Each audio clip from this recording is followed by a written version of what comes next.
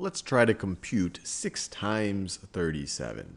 And I'll show you one way of doing this, and then in future videos we can look at other ways of doing this and think about why this is actually working.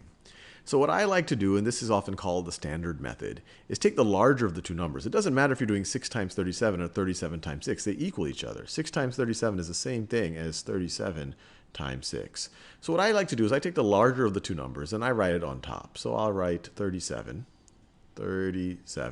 And then the smaller of the two numbers, which is 6, I'll write it on the bottom, and I'll align it by the correct place. This only has one digit. It's in the ones place, obviously. So I can write the 6. I can write the 6 right over here, and I'll write the multiplication symbol like that. And this is just another way of expressing 37 times 6, which is the same thing as 6 times 37. Now, what we do is we go with the first place in this lower number. There's only one place here. It's only the number 6 right over here. And we're going to multiply that times each of the digits up here. So first we will start with 6 times 7. So we're going to first multiply 6 times 7. Well, you remember from your multiplication tables, 6 times 7 is equal to 42.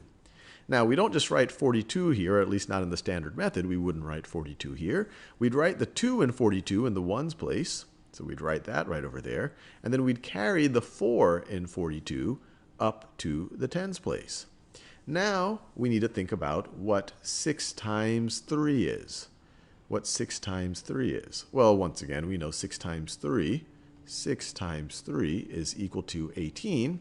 But we can't just write an 18 down here. We still have this 4 to deal with. So 6 times 3 is 18, but we've got to then add the 4. So 6 times 3 is 18 plus 4 is 22. So it's 6 times 3, and then we're adding that 4 right over there. And that's how we get our answer. So 222.